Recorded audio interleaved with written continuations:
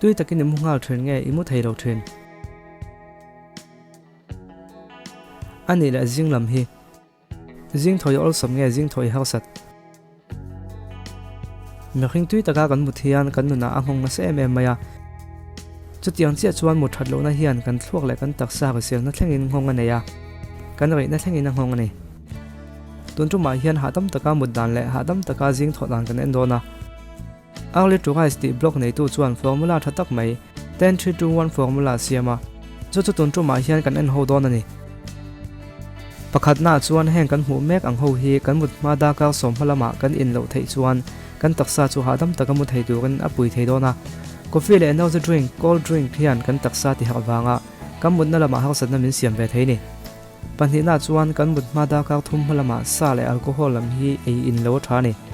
chu wangin zana thim to phei chuan zu nemo pai toinan hun du oi thei sa nemo ei lo tha hle me ya chu chuan hadam taka mu tu min pui thei don ani ani lo chuan jing tho po in mit bui le hawang lo taka tho la ni pathum na chuan kan mut ma da ka ni phalama chuan kan na chung sang nemo ngai to na man ram lutuk ang chi kha kan in veng tu ani hadam taka tu ma tha hadam taka tu chuan masa san ti emo lekhabu ngai no man siang nemo music hadam han ngai thak emo hian min pui theya ami khinga jir zelin min ti hadam tu chu ain angom love palina chuan tui taka kan mut du chuan kan mut ma da ka khachung chu phone anemo tv anemo computer anemo en lo tha mudona phone bi te hian taksa hadam taka mutu ka trampui lo na sa ne kan mit le kan rol hi kan mut ma da ka khachung chu alo chol ve tu ania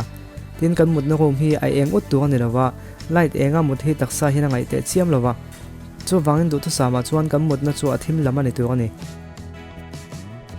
ato beka chuan kan alam lo ri khian voi khatna thong hal tu ani ni thong hal khan har wang ful tu rin taksa in siam hala imut le zoi khan i taksa chu gai tak mu tu rin in bua sei le ya ma se nu lo kai thole tho ngai sia chu chuan luna bur te ngoi le har wang lo na te siam theini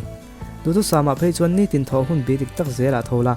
tho tlai viau te tho ma le viawang chi kha khatianga in anglo zunga tho kha taksa hian atuak theini